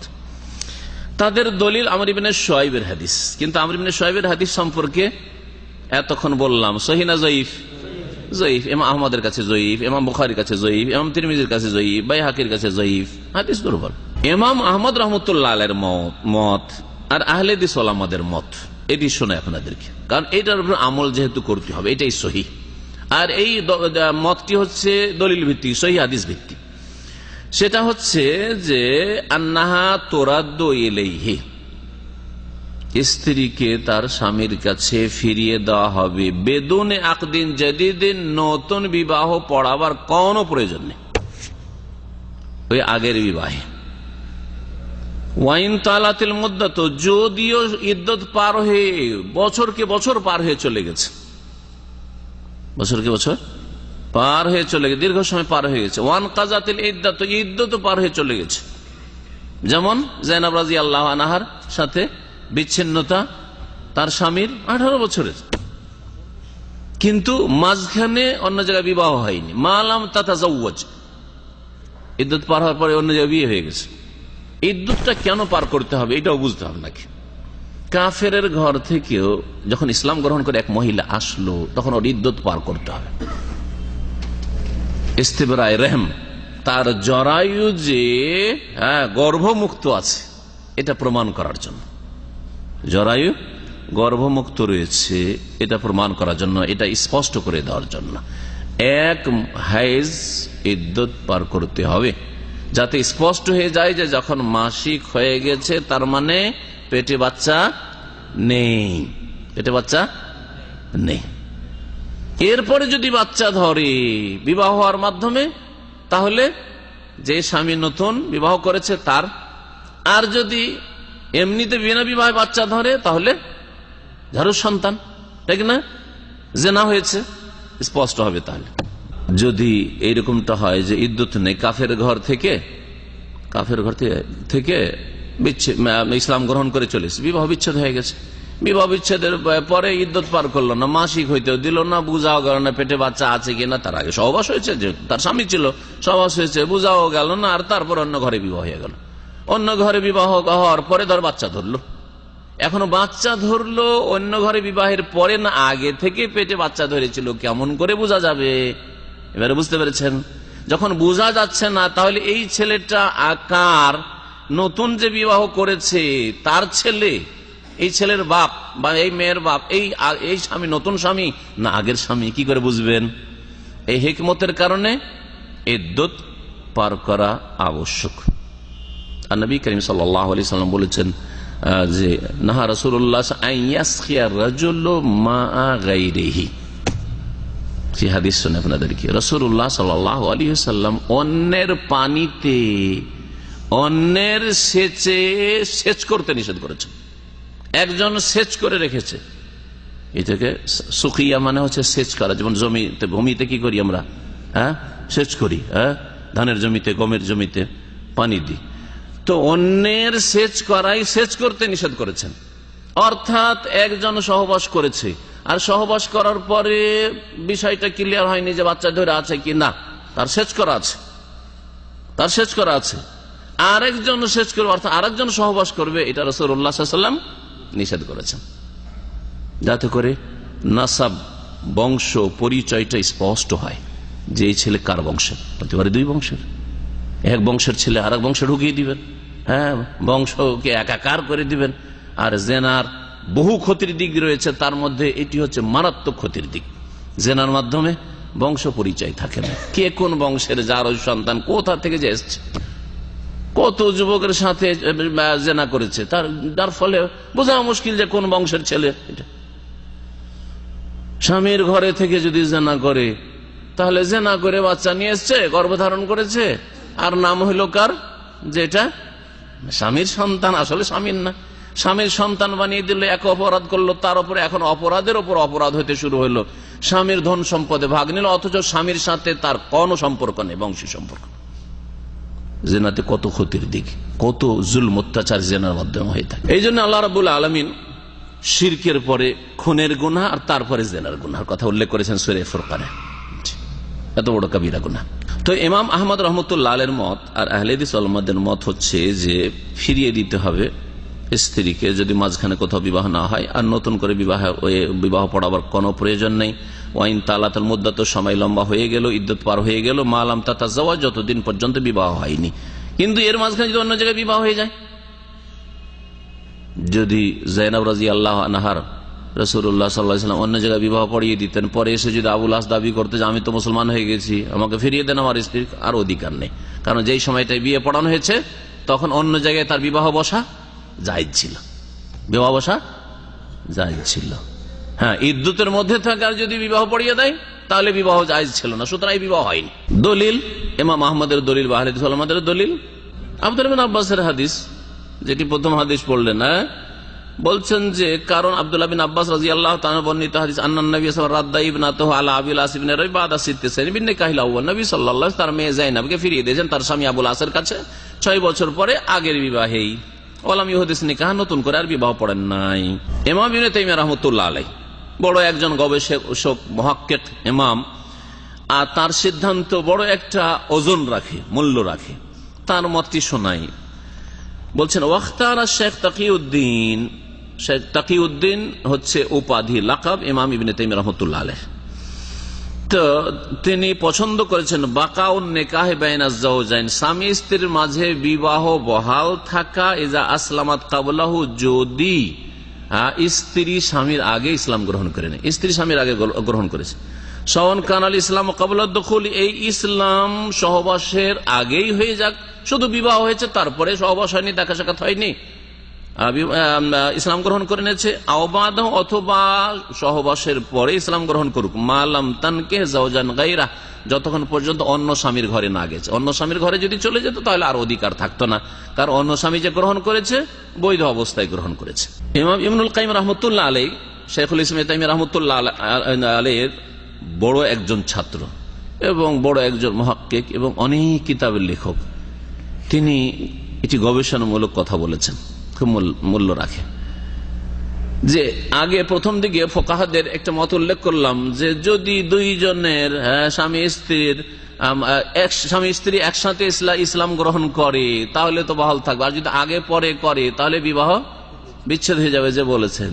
তো বলছি এটি কথা আসলে ঠিক নাই, ঠিক নাই, কারণ নবী করিম সাল্লাল্লাহু আলাইহি ওয়াসাল্লামের যুগে অহরহ ইসলাম গ্রহণ করেছে, আর জরুরি না যে সকলে এসে একসাথে দুইজন কলেমা পড়ছে, আর একসাথে আসলেও একজনকে আগে হয়তো কলেমা পড়েছে আর একজনকে পরে কলেমা পড়েছে, এটিও তো আগে পরে হয়েছে না, হয় নাই। আর তারপরে অধিকাংশ ঘটনা এরকম হয়েছে হয়তো স্বামী ইসলাম গ্রহণ করেন, স্ত্রী রাজি নয়, চলে গেল 2-4-6 মাস 1 বছর, তারপর ইসলাম গ্রহণ করছে, অথবা মহিলা ইসলাম গ্রহণ করে নিয়েছে, স্বামী রাজি না, ইসলাম গ্রহণ করবে না, তারপরে 2-4-6 মাস বছর পরে ইসলাম গ্রহণ করছে, এইরকমই হয়েছে। কিন্তু নবী করিম সাল্লাল্লাহু আলাইহি ওয়াসাল্লাম কখনো এরকম করে বিবাহ পড়াইতে বসেননি যে তোমাদের আগে পরে যেহেতু ইসলাম গ্রহণ হয়ে যায় সুতরাং বিবাহ, যদি থেকেছে অন্য জায়গায় বিবাহ না বসেছে তাহলে ফিরিয়ে দিয়েছে, এইটাই হয়েছে। যেমন জায়নাবের ঘটনা ঘটেছে ওই রকমই হয়েছে নবী সাল্লাল্লাহু আলাইহি ওয়াসাল্লাম অন্যান্য সাহাবী এবং সাহাবিয়াত সম্পর্কে। ওয়াকাল ইবনুল কাইয়িম ইন্না আহাদাজ জাওজাইনি ইযা আসলামা ক্বাবলাল আখার, স্বামী স্ত্রী দুজনের একজন যদি আগে পরে ইসলাম গ্রহণ করে নেয়, লাম ইয়ানফাসিখিন নিকাহ বিইসলামিহি, ইসলাম গ্রহণ করলেই যে বিবাহ বিচ্ছেদ হয়ে যাবে এমন কথা নাই। ফাররাকাতিল হিজরাতু বাইনাহুম আম লা তুফাররিক, হিজরত করে দুইজন দুই দেশে চলে যাক অথবা নাই যাক, একই দেশে থাক একই শহরে থাক। ফাইন্নাহু লা ইউরাফু আন্না রাসূলুল্লাহ সাল্লাল্লাহু আলাইহি ওয়াসাল্লাম জাদ্দাদা নিকাহ যাওজাইনি সাবাকা আহাদুহুমা আল আখার বিইসলামিহি কাত্তু, কারণ নবী সাল্লাল্লাহু আলাইহি ওয়াসাল্লাম থেকে এমন কোন দলিল প্রমাণ জানা যায় না, ইতিহাস জানা যায় না যে নবী সাল্লাল্লাহু আলাইহি ওয়াসাল্লাম স্বামী স্ত্রীর বিবাহের নবায়ন করেছেন যারা আগে পরে হয়ে ইসলাম গ্রহণ করেছে, এইরকম কখনো করেনি নবী করিম সাল্লাল্লাহু আলাইহি ওয়াসাল্লাম। ওয়ালাম তাজালিস সাহাবাতু ইউসলিমুর রাজুল ক্বাবলা ইমরাতি, আর সাহাবায়ে কেরামরা এইরকমই কেউ স্ত্রীর আগে এসে পুরুষ ইসলাম গ্রহণ করছে, আও তুসলিমু ক্বাবলা, অথবা মহিলা তার স্বামীর আগে এসে ইসলাম গ্রহণ করছে, এরকম ঘটনা অহরহ ঘটেছে নবী সাল্লাল্লাহু আলাইহি ওয়াসাল্লামের জামানায়। ওয়ালাম ইউলাম আন আহাদিম মিনহুম আলবাত্তা আন্নাহু তালাফফাযা বিইসলামিহি হুয়া ইমরাতুহু হারফান বিহারফিন, আর একটি ঘটনা রাসূলুল্লাহ সাল্লাল্লাহু আলাইহি ওয়াসাল্লাম জামানায় এমন হয়নি যেমন আজকাল মাইকে ইসলাম গ্রহণ করাইতে গিয়ে 2-4-5 জন একসাথে ইসলাম গ্রহণ করছে, একসাথে একবার কলেমা পড়লো সবাই মিলে একসাথে বললো, এরকম করে নবী সাল্লাল্লাহু আলাইহি ওয়াসাল্লাম করেছেন, এরকম কোনো প্রমাণ পাওয়া যায় না। স্বামী স্ত্রী যদি একসাথেও এসে থাকে তো আগে পরে কালেমা পড়িয়ে তাদেরকে ইসলামে দীক্ষিত করেছেন। তো বলছেন যে নবী সাল্লাল্লাহু আলাইহি ওয়াসাল্লামের সাহাবায়ে কেরামদের কারো থেকে এরকম কখনো জানা যায় না আন্নাহু তালাফফাযা বিইসলামি হুয়া ওয়া ইমরাতুহু, ওই পুরুষ এবং তার স্ত্রী ইসলামের কালেমা উচ্চারণ করেছে হারফান বিহারফিন, অক্ষরে অক্ষরে একসাথে দুইজনে স্বামী স্ত্রী পড়ছে আশহাদু আল্লা ইলাহা ইল্লাল্লাহ ওয়া আশহাদু আন্না মুহাম্মাদান রাসূলুল্লাহ, আর ওইভাবে নবী সাল্লাল্লাহু আলাইহি ওয়াসাল্লাম পড়াচ্ছেন, এরকম কখনো প্রমাণ পাওয়া যায় না। ওয়া হাযা মিম্মা লাম ইয়াকাল বাত্তাতা, এটা সাধারণত কখনো ঘটেনি নবী সাল্লাল্লাহু আলাইহি ওয়াসাল্লামের জামানায়। ওয়াকাদ রাদ্দান নবী ইবনাতাহু যায়নাব আলা যাওজিহা আবিল আস বিন রাবি ওয়া হুয়া কাদ আসলামা জামান আল হুদাইবিয়া, বলছেন ইবনুল কাইয়িম যে নবী সাল্লাল্লাহু আলাইহি ওয়াসাল্লাম তার মেয়ে যায়নাবকে তার স্বামী আবুল আসের কাছে ফিরিয়ে দিয়েছেন, আর এই আবুল আস ইসলাম গ্রহণ করেছে হুদাইবিয়ার কালে, হুদাইবিয়ার সন্ধির কালে, মানে ওই বছরে 6ষ্ঠ হিজরিতে। ওয়াহিয়া আসলামাত মিন আউয়ালিল বিসাতে, আর যায়নাব রাদিয়াল্লাহু আনহা ইসলাম গ্রহণ করেছেন প্রথম তার পিতা রাসূলুল্লাহ সাল্লাল্লাহু আলাইহি ওয়াসাল্লামের নবুয়ত প্রাপ্তির সময়, 40 বছর বয়সে। নবী সাল্লাল্লাহু আলাইহি ওয়াসাল্লাম যখন 40 বছর বয়স তখনই নবুয়ত পেয়েছেন, তখনই মেয়ে স্ত্রীকে ইসলামের দাওয়াত দিয়েছেন, মেয়েদেরকে ইসলামের দাওয়াত দিয়েছেন, ইসলাম গ্রহণ করেছে তারা সাথে সাথে। ফাবাইনা ইসলামিহিমা আকসারা মিন সামানি আশারাতা সানাতান, সুতরাং বুঝা গেল যে তাদের স্বামী স্ত্রীর ইসলাম গ্রহণের মাঝে, স্বামী স্ত্রীর ইসলাম গ্রহণের মাঝে কার কার, যায়নাব রাদিয়াল্লাহু আনহা আর তার স্বামী আবুল আস, এই দুইজনের ইসলাম গ্রহণের মাঝে কতটা সময় ছিল, আকসার মিন সামানিয়ে আশারাতা সানা, 18 বছরের বেশি, 18 বছরের বেশি। তাহলে হাদিসে যে আসলে 6 বছর বলে দিয়েছি ভাষ্যকার ভাষা শুনে। আম্মা কাউলু কানা বাইনা ইসলামিয়া ওয়া ইসলামিহি সিত্তু সিনিন, জাইনাবের ইসলাম এবং তার স্বামী আবুল আসের ইসলামের মাঝে 6 বছরের যে ব্যবধান ছিল, ফা ওয়াহমুন, এটি ভ্রম হয়েছে। বর্ণনাকারী আব্দুল্লাহ বিন আব্বাস রাদিয়াল্লাহু তাআলা আনহুর ভ্রম হয়ে গেছে, অনিচ্ছাকৃত ভুলকে ওয়াহম বলা হয়। খাতা থেকে হালকা হচ্ছে ওয়াহম, বলতে গিয়ে ভ্রম হয়ে যাওয়া। অথচ এখানে ইসলাম তার ইসলাম আর তার ইসলামের মাঝে নয়, বরং বলতে হইতো যে তার হিজরত আর ইসলামের মাঝে। জাইনাব রাদিয়াল্লাহু আনহার হিজরত আর তার স্বামী আবুল আসের ইসলামের মাঝে ব্যবধান ছিল 6 বছর। এই হিজরত না বলে ইসলাম বলে দিয়েছে, কথা অনেক সময় সড়কে যায়। ইন্নামা আরাদা বাইনা হিজরাতে ওয়া ইসলামিহি, উদ্দেশ্য ছিল বর্ণনাকারী আব্দুল্লাহ বিন আব্বাসের এই কথা বলা যে জাইনাব রাদিয়াল্লাহু আনহার হিজরতের মাঝে এবং তার স্বামীর ইসলামের মাঝে সময় ছিল 6 বছরের। আচ্ছা, মুসলিম রমণীদেরকে মুশরিকদের জন্য বিয়ে করা হারাম, এই হুকুমটি, এই বিধানটি তো কোরআনের। আর কোরআন তো একদিনে নাজেল হয়নি, কখন নাজেল হয়েছে? বিবাহ করা হারাম বা কাফের স্বামীর অধীনে কোন মুসলিমের থাকা হারাম, এই হুকুমটি কখন নাজেল হয়েছে? নবী সাল্লাল্লাহু আলাইহি সাল্লামের মক্কি জীবনে না মদিনার জীবনে? মদিনার জীবনে নাজেল হয়েছে। এইটাও হুদাইবিয়ার বছর 6ষ্ঠ হিজরিতে নাজেল হয়েছে, 6ষ্ঠ হিজরিতে নাজেল হয়েছে। তাই বলছেন ও তাহরিমুল মুসলিমাত আলা মুশরিকিন, মুসলিম মহিলাদের হারাম হওয়া মুশরিক পুরুষদের জন্য, বেকাউলিহি তাআলা, মহান আল্লাহর এই বাণীর ভিত্তিতে কোরআনে কারীমের সূরা মুমতাহানার আয়াত নম্বর 10, লম্বা আয়াতের অংশ, লাহুন্না হিল্লুল লাহুম, মুসলিম মহিলারা তাদের কাফের স্বামীদের জন্য হালাল নয়, ওয়ালাহুম ইয়াহিল্লুনা লাহুন্না, এবং তারাও অর্থাৎ মুসলিম পুরুষরাও কাফের মুশরিক মহিলাদের জন্য হালাল নয়। ইন্নামা নাযালা বাদাল হুদাইবিয়াতে, এই আয়াত নাযিল হয়েছিল হুদাইবিয়ার সন্ধির পরে। ওয়ালাম্মা নাযালাত তাহরিম, আর যখন এই হারামের হুকুম নাযিল হয়ে গেল যে কাফের স্বামীর সাথে মুমিন মুসলিম মহিলার থাকা জায়েজ নাই বা বিবাহ বসা জায়েজ নাই, তখন আবুল আস দেখলেন যে এখন তার স্ত্রীকে ফিরিয়ে আর পাবো না, শেষ। এতদিন পর্যন্ত যেহেতু হারামের হুকুম নাজেল হয়নি, ততদিন পর্যন্ত নবী করিম সাল্লাল্লাহু আলাইহি ওয়াসাল্লাম অবশ্য থাকতে দেননি। এ কথা বলেছেন যে দেখো, তুমি যদি ইসলাম গ্রহণ নাই করো, আমার মেয়ে আমার ঘরে চলে আসুক, আমার মেয়ে আমার ঘরে চলে আসুক। কিন্তু নবী সাল্লাল্লাহু আলাইহি ওয়াসাল্লাম যেহেতু হারাম ছিল না, সেজন্য দেখা সাক্ষাৎ করতে কখনো নিষেধ করেনি, মক্কার জীবনে কখনো নিষেধ করেন নাই, যোগাযোগ রাখতে নিষেধ করেনি, কারণ হালাল ছিল। কিন্তু যখন হুকুম নাযিল হয়ে গেল যে মুসলিম মহিলা কাফের জন্য জায়েজ নয়, সেই সময় আবুল আস দেখলো যে আমার স্ত্রী তার পাবো না। আসলাম আবুল আস সেই সময় ইসলাম গ্রহণ করলো, আর তার ইসলাম সুন্দর হলো। ফারুদ্দাত ইলাইহি, তখন নবী করিম সাল্লাল্লাহু আলাইহি ওয়াসাল্লাম তার মেয়েকে জাইনাবকে ফিরিয়ে দিলেন, বা জাইনাবকে তার স্বামীর ঘরে ফিরিয়ে দেওয়া হইল। আবুল আস সম্পর্কে আরেকটু ঘটনা শোনায়। আবুল আস যখন আসলেন ইসলাম গ্রহণ করার জন্য, নবী করিম সাল্লাল্লাহু আলাইহি ওয়াসাল্লামের কাছে মদিনায় আসলেন, তখন রাতের অন্ধকারে পৌঁছেছেন। নবী করিম সাল্লাল্লাহু আলাইহি ওয়াসাল্লাম মেয়েকে বললেন যে দেখো, তাকে থাকার ব্যবস্থা দাও, কারণ আত্মীয় খালাতো ভাই, থাকার জায়গা দাও, কিন্তু লা তাকরাবি ইলাইহি, তুমি তার কাছে যেও না, তুমি তার নিকটবর্তী হবে না, কারণ এই সম্পর্ক হারাম, কাফের মুশরিকের সাথে সম্পর্ক হারাম। সুতরাং তুমি তার ঘরে যাবে না, তার নিকটে যাবে না। সৌদি আরবের বড় একজন আলেম, আল্লামা ইবনে উসাইমিন রাহমাতুল্লাহ আলাইহির ওস্তাদ, খাস ওস্তাদ বরং, আল কাসিম ওনাইজার, তার তাফসীর, প্রসিদ্ধ তাফসীর রয়েছে তাফসীর আস-সাদি, এই শেখ আব্দুর রহমান আস-সাদি, তিনি বলছেন আল্লাযী হাক্কাকাহু দলিল, যা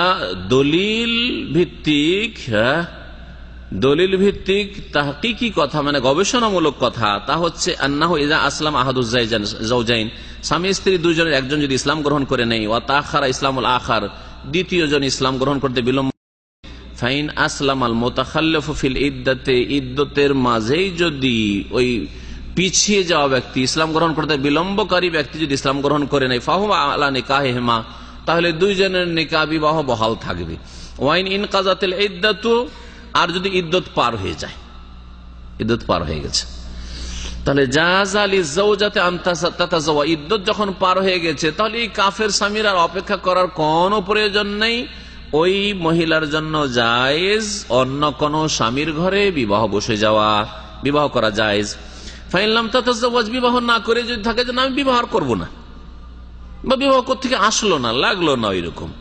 ফাইন লাম তাতাযাওয়াজ, ওই মহিলা, মুসলিম মহিলা যদি বিবাহ না করে, ও আসলামা যাওজু বাদা যালিকা, আর ইদ্দত পার হওয়ার অনেক পরেও যদি স্বামী, আগের স্বামী, এখন তার স্বামী যদি স্বামী তো আছে কিন্তু ইদ্দত পার হয়ে গেছে, ইদ্দত পার হয়ে যাওয়ার পরে যদি ইসলাম গ্রহণ করে, ও আরাদাহা, আর ইচ্ছা করে যে আমি আমার স্ত্রীকে নিয়ে আসবো ঘরে, ওয়াখতারাথু, আর ওই মহিলাও যদি বাধা না দান করে, মনে করে যে ঠিক আছে আমারই যখন স্বামী ছিল আমিও ফিরে যাব, রুদ্দাত ইলাইহি বিগাইরি নিকাহিন, বিনা নতুন বিবাহে ফিরিয়ে দেওয়া হবে, আর বিবাহের নবায়ন করতে হবে না। তাহলে তার মতটি কোন দিয়ে গেল? ইমাম আহমদ এবং আহলে হাদিস ওলামাদের যে মতটি রয়েছে, আব্দুল্লাহ বিন আব্বাস রাদিয়াল্লাহু তাআলা আনহুমার হাদিসের ভিত্তিতে, যে বিবাহের নবায়ন ছাড়াই নবী সাল্লাল্লাহু আলাইহি ওয়াসাল্লাম মেয়েকে ফিরিয়ে দিয়েছিলেন। কিন্তু অন্যান্য ফুকাহারা, যেমন বললাম, যে তারা বলছেন যে ইদ্দত পার হয়ে গেলে কি করতে হবে? বিবাহ নবায়ন করতে হবে। সৌদি আরবে সারা পৃথিবীর সবচেয়ে বড় ফিকহি একাডেমি রয়েছে, আল মাজমাউল ফিকহি আল ইসলামী। এখানে সিঙ্গাপুর থেকে একটি ফতোয়া এসেছিল, স্বামী স্ত্রীর ধর্ম ভিন্ন ভিন্ন হওয়া সম্পর্কে। মুসলিম মহিলারা সিঙ্গাপুরে কাফেরকে বিবাহ করে দিত, কাফের সাথে বিবাহ বসে যেত, অথবা কাফের মুশরিককে মুসলিম পুরুষরা বিবাহ করে রাখতো। এইরকম যেখানে কাফেরদের মেজরিটি রয়েছে, অমুসলিম মেজরিটি রয়েছে, সেখানে এই ধরনের, আর বিশেষ করে অবাধ মেলামেশা থাকলে, এক কলকারখানায় কাজ করে, অবাধ মেলামেশা দেখা সাক্ষাৎ করে, আর সেখানে এইরকম হওয়াটা স্বাভাবিক। এই জন্যই কাফেরদের পরিবেশে, অমুসলিম পরিবেশে মুসলিমদের বসবাস করতে নিষেধ করেছেন রাসূলুল্লাহ সাল্লাল্লাহু আলাইহি ওয়াসাল্লাম, নিষেধ করেছেন। বড় ঝুঁকি আজকাল যে সহশিক্ষা, আজকাল মুসলিম মেয়ে কাফেরের সাথে বেরিয়ে চলে যাচ্ছে, দেখবেন এর পিছনে সহশিক্ষা কারণ। মুসলিম দেশেও বেরিয়ে চলে যাচ্ছে, কেন? সহশিক্ষার কারণ। একসাথে পড়াশোনা করতো, প্রেম ভালোবাসা জন্মে গেছে, লাইন করার সুযোগ পেয়ে গেছে, ছেলেকে ভালো লেগেছে মেয়েকে, মেয়েকে ভালো লেগেছে ও ছেলেকে, বেরিয়ে পালিয়ে গেল, না বাপ না ইসলাম না দিন কিচ্ছু না, বেরিয়ে চলে গেল, মুসলিম মেয়ে বেরিয়ে চলে যাচ্ছে। এই জন্য সহশিক্ষা মুসলিমের জন্য জায়েজই নয়। যুবক যুবতীর সহশিক্ষা প্রতিষ্ঠান জায়েজ না, আর সহশিক্ষায় মেয়েদেরকে পড়ানো জায়েজই নয়। ছেলেদেরও জায়েজ নাই, কিন্তু মেয়েদের বিষয়টি আরো রিস্কি, ঈমানের খাতার রয়েছে। ছেলেদের ক্ষেত্রেও সম্ভাবনা রয়েছে মুরতাদ হয়ে যাওয়ার, কিন্তু মেয়েদের ক্ষেত্রে মুরতাদ হওয়ার সম্ভাবনা, মুরতাদ হওয়াই নিশ্চিত, কারণ স্ত্রী স্বামীর কাছে কমজোর। আর আমাকে এক ভাই কিছুদিন আগের ঘটনা শোনালো, পুরাতন ঢাকায় এক মুসলিম মেয়ে হিন্দুকে বিয়ে করে, হিন্দু মানে কট্টর হিন্দু হয়ে পূজা পাঠ করে আর সিঁদুর লাগিয়ে থাকে, কট্টর হিন্দু, শুধু নামে নয় যে হিন্দুকে বিয়ে করা আছে, পাক্কা হিন্দু, সকাল সন্ধ্যা পূজা করে। আমাকে এখানকার এক ভাই শোনালো, কয়েকদিন আগে শোনালো, একমাত্র সহশিক্ষার কারণে। একসাথে কলেজে লেখাপড়া করতো, সেখান থেকে উদাও। এই জন্য এই সহশিক্ষা জায়েজ না কোনো মুসলিমের জন্য। আল্লাহ পাক আপনাদের সকলকে বাঁচিয়ে রাখেন, আর সকল মুসলিমকে বেঁচে থাকার তৌফিক দান করেন, আর মুসলিম কর্মকর্তাদেরকে আল্লাহ পাক হেদায়েত দান করেন, সহি পথে নিয়ে আসেন, সহশিক্ষাকে যেন তারা দূর করতে পারে। আল্লাহ পাক তাদেরকে যেন এই মন মেজাজ দান করেন, ঈমান দান করেন, আল্লাহর ভয়ভীতি তাদের অন্তরে যেন পয়দা হয়, আর মুসলিম মেয়েদেরকে বা মুসলিম ছেলেদেরকে জাহান্নামের দিকে এই সহশিক্ষার মাধ্যমে যেন না ঠেলে দেয়। তো সিঙ্গাপুরে এইরকমটাই হয়তো, তখন সেখান থেকে ফতুয়া এসেছিল এখানে ফতুয়া বোর্ডে জিজ্ঞাসার জন্য। তার উত্তরে তারা যা লিখেছেন, বিষয়বস্তু হচ্ছে যে হুকম তাজাওয়ুজিল কাফির বিল মুসলিমা, কাফের কোন পুরুষের মুসলিম নারীকে বিবাহ করার হুকুম, ও তাজাওয়ুজুল মুসলিম আবিল কাফিরা, আর কোন মুসলিম পুরুষের কাফের মুশরিকা মেয়েকে বিবাহ করার হুকুম। এরকম কি? এই মর্মে বলছেন যে ফাইনাল মাজলিসা ইউকাররিরু বিল ইজমা মায়ালি, ফিকহি একাডেমি যার হেড অফিস মক্কাতুল মুকাররমায় এক মত হয়ে যে ফতুয়া দিয়েছেন, যে ফতুয়া পাশ করেছেন, তা হচ্ছে প্রথমত আন্না তাজাওয়াজাল কাফির লিল মুসলিমাতি হারাম, কোন কাফের পুরুষের জন্য মুসলিম মেয়ের বিবাহ হারাম। অর্থাৎ কাফের তো আর হারাম হালাল মানে না। মুসলিম মেয়ের কোন কাফেরের সাথে বিবাহে বসা তার জন্য হারাম, তার অভিভাবকের জন্য হারাম, তার মা বাবার জন্য হারাম, তার আত্মীয় স্বজনদের জন্য হারাম, যে কোনো রকম সহযোগিতা করবে এই ক্ষেত্রে, বরং বাধা প্রদান করবে। শাসক গোষ্ঠীর জন্য হারাম।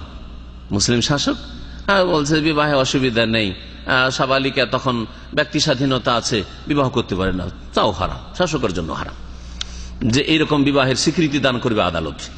লা ইয়াজুজু বিত্তিফাক আহলিল ইলম, উলামায়ে কেরামদের ঐক্যমত রয়েছে যে এটা জায়েজ নয়। ওয়ালা শাক্কা ফি যালিকা লিমা তাকতাজিহি নুসুসুশ শরিয়া, আর এই মাসলায় কোনো সন্দেহ নেই, এই যে ইজমা উম্মতে মুসলিমার উলামাদের, এতে কোনো সন্দেহ নেই এই মাসলায়, কারণ এটাই হচ্ছে শরীয়তের দলিল প্রমাণাদির দাবি। কোরআনে কারীমে আল্লাহ পাক ইরশাদ করছেন সূরা বাকারা আয়াত নম্বর 221, ওয়ালা তুনকিহুল মুশরিকিনা হাত্তা ইউমিনু, মুশরিক পুরুষদের সাথে তোমরা বিবাহ দিও না। মেয়েদের অভিভাবকদেরকে বলা হচ্ছে তোমরা মুশরিক পুরুষদের সাথে বিবাহ দিও না, হাত্তা ইউমিনু, যতক্ষণ পর্যন্ত তারা ঈমান নিয়ে আসবে, বিশ্বাসী মুসলিম না হবে।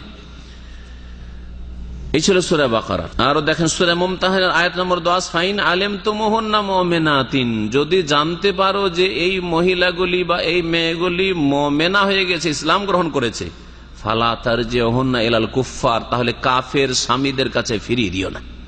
তাহলে যে মেয়েরা মুসলমান হচ্ছে, মুসলিম শাসকের জন্য আবশ্যক, মুসলিম জাতির জন্য আবশ্যক, মুসলিম উলামায়ে কেরামদের জন্য আবশ্যক যে ওইসব মেয়েদের বিবাহের ব্যবস্থা করে দেওয়া। অবিবাহিতা থাকলে বিবাহের ব্যবস্থা করে দেওয়া, বিবাহিতা থাকলে যেহেতু ইসলাম গ্রহণ করে নিয়েছে, বিবাহ বিচ্ছিন্ন হয়ে গেছে, সেই কাফের স্বামীকে দাওয়াত দিবে, যদি ইসলাম গ্রহণ করে তাহলে তো ভালোই কথা, আর যদি ইসলাম না গ্রহণ করে তাহলে কোন মুসলিম ভালো ছেলে দেখে বিবাহের ব্যবস্থা করে দেবে। এটি হচ্ছে আমাদের বড় দায়িত্ব, ফরজ দায়িত্ব।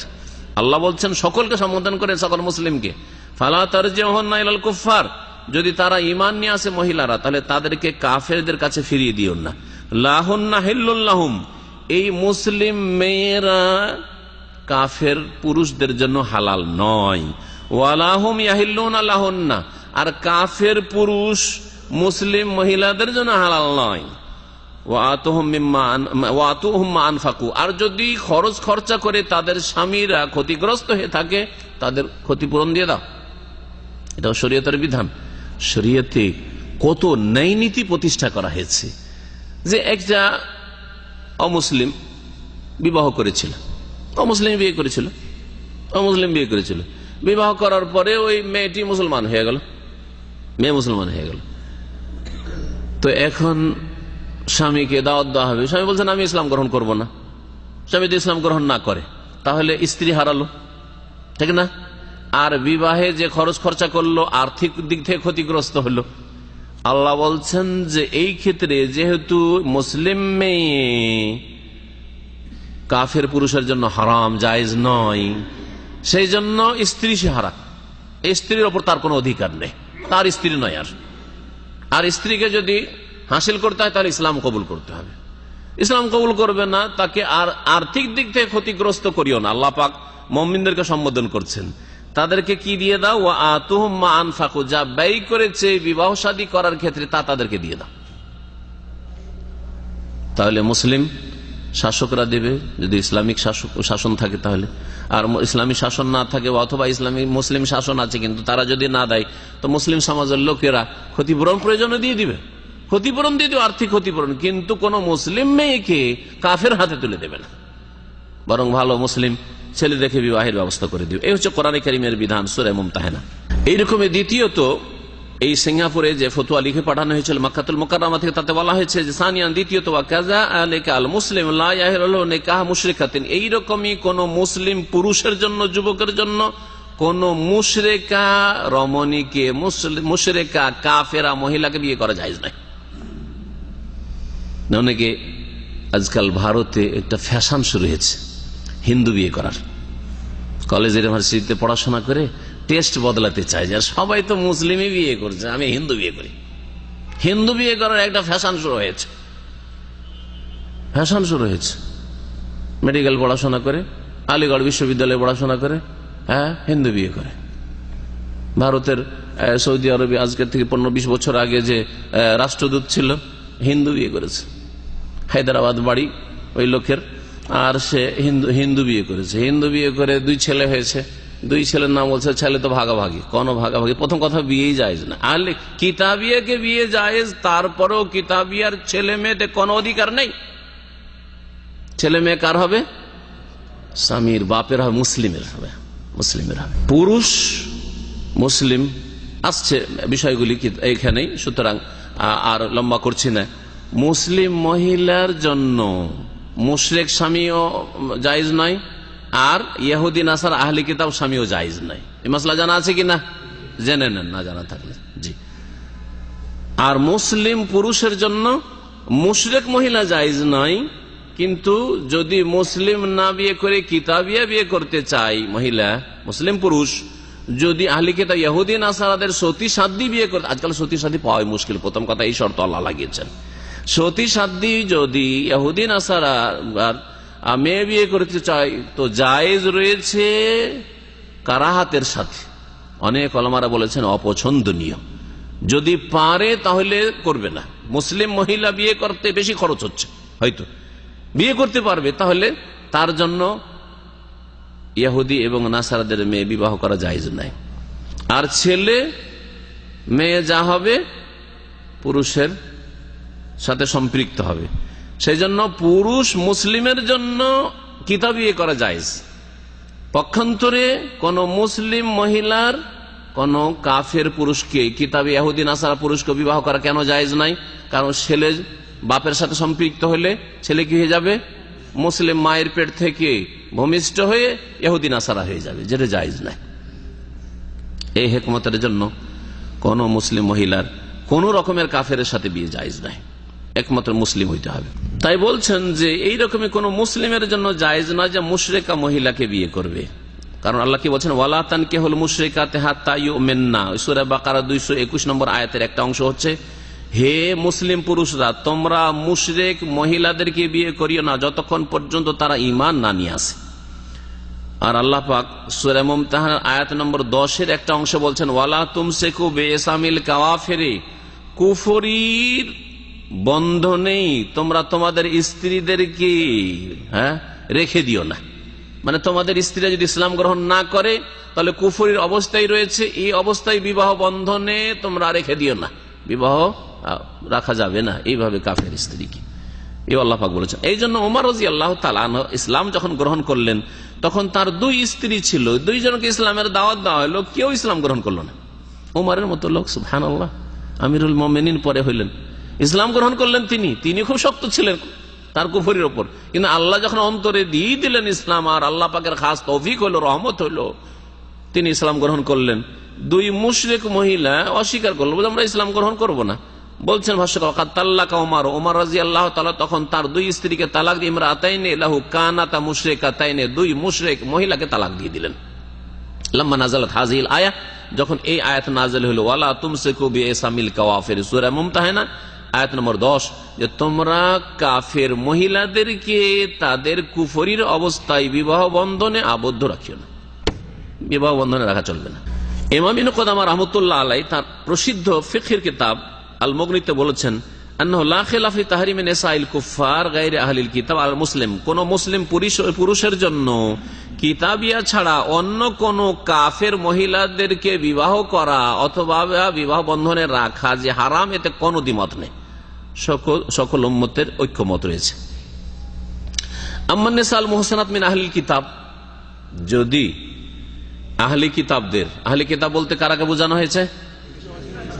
যাদের দাবি যে আমরা অমুক নবীর উম্মত আর অমুক নবীর কাছে কোন কিতাব এসেছিল, যেমন ইহুদিদের দাবি যে আমরা মুসা আলাইহিস সালামের উম্মত, খ্রিস্টানদের দাবি যে আমরা ঈসা আলাইহিস সালামের উম্মত।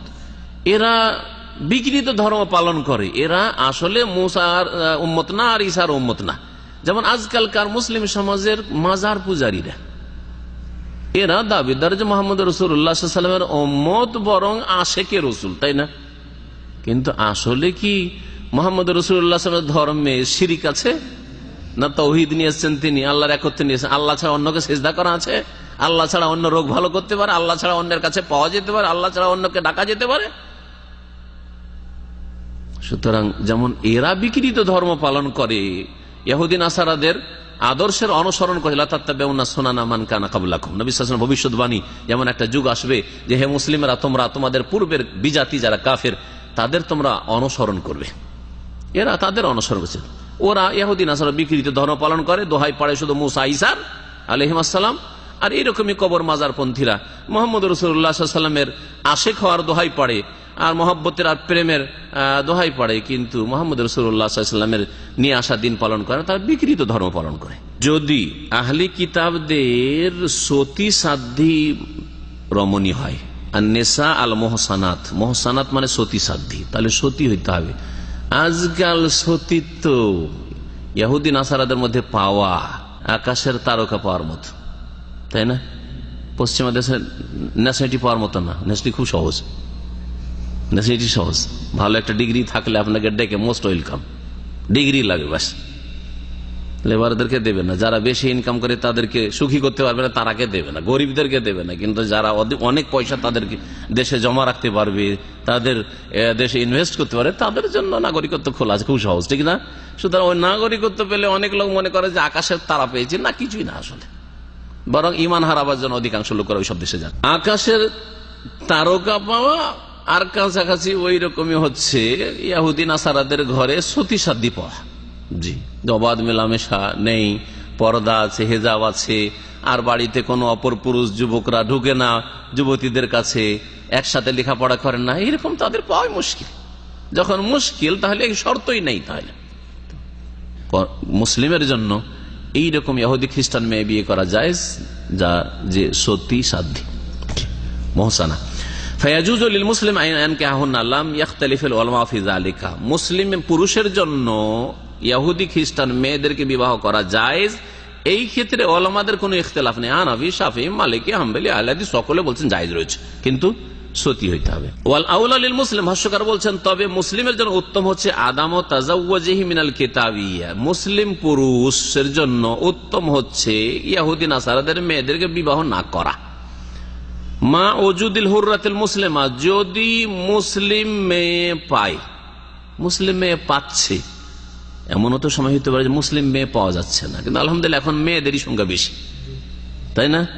কিন্তু যদি কখনো এরকম হয়, অথবা মুসলিম মেয়ে পাওয়া যাচ্ছে কিন্তু তার কাছে মুসলিম মেয়ে বিবাহ করার জন্য বেশি খরচ, আরব দেশে যেমন লাখ লাখ টাকা লাগে বিয়ে করতে, ওই রকম যদি বাংলাদেশে শুরু হয়ে যায়, আর গরিব মানুষ বেচারা বিয়েই করতে পারছে না, একটা মুসলিম মেয়ে বিয়ে করলে 10 লাখ টাকা মোহর দিতে হবে, এরকম যদি শুরু হয়ে যায় আরব দেশের মতো, তাহলে মুশকিল হয়ে যাবে কিনা?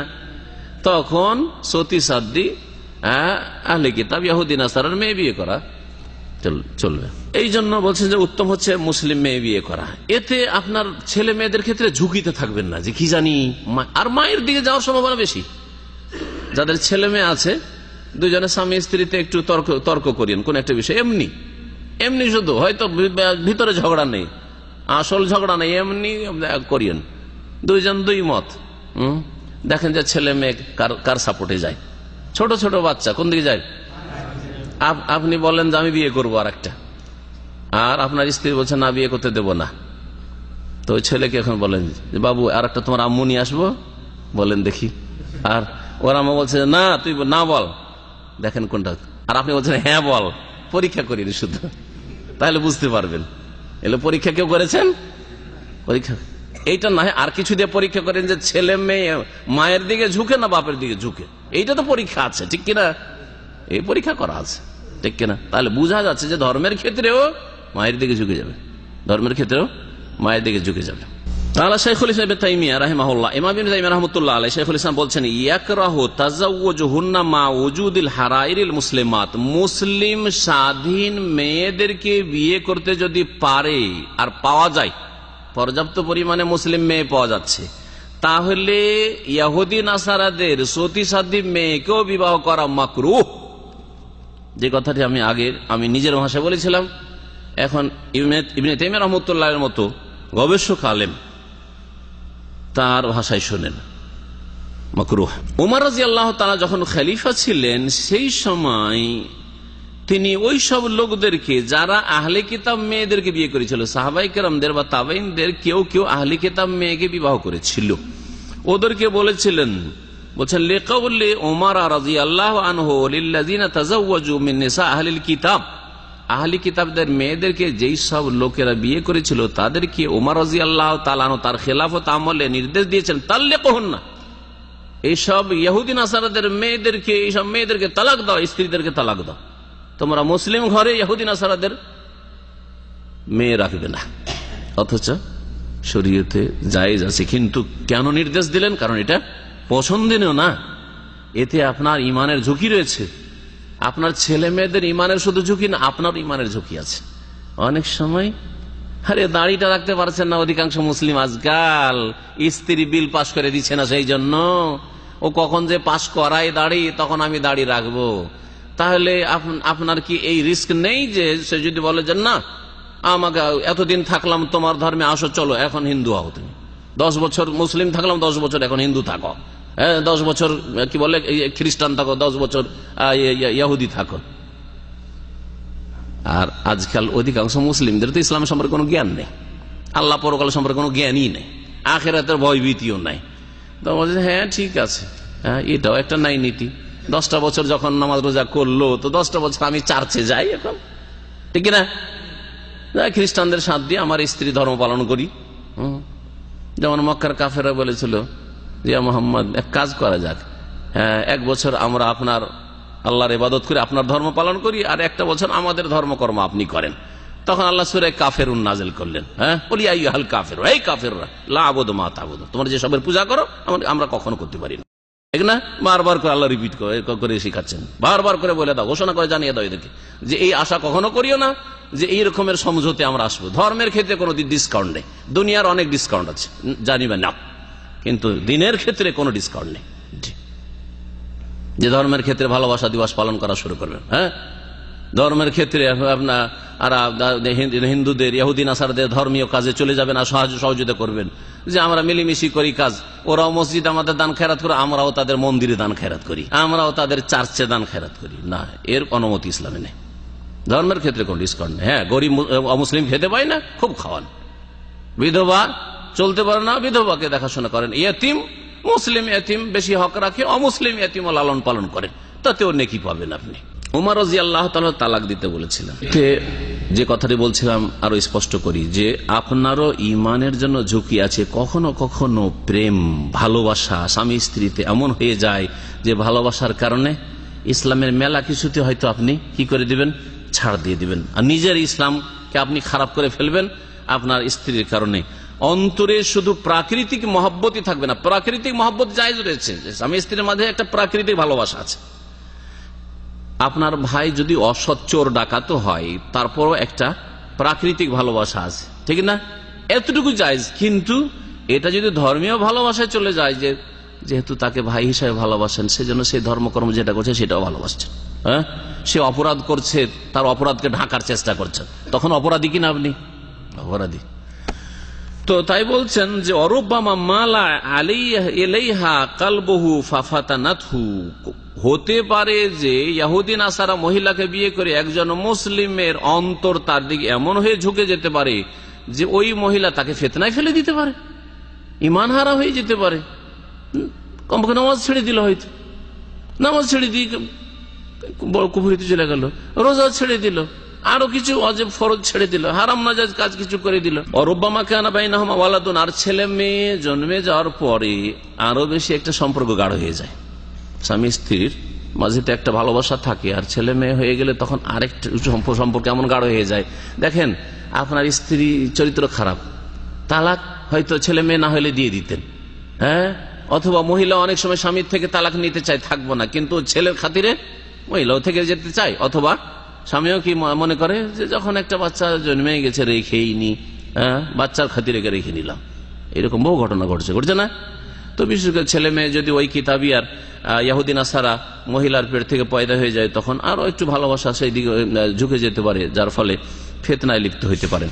একটি হাদিস বাকি রয়েছে, হাদিসটার বিষয়বস্তু যেহেতু আলাদা, সেই জন্য সেটা ভিন্ন করে আমি পেশ করব। ওয়ান ইবনে আব্বাস রাদিয়াল্লাহু আনহুমা قال أسلمت امرأة فتزوجت فجاء زوجها فقال يا رسول الله إني كنت أسلمت وعلمت بإسلامي فانتزعها رسول الله من زوجها الآخر وردها إلى زوجها الأول رواه أحمد وأبو داود وابن ماجه وصححه ابن হিব্বান ওয়াল হাকিম।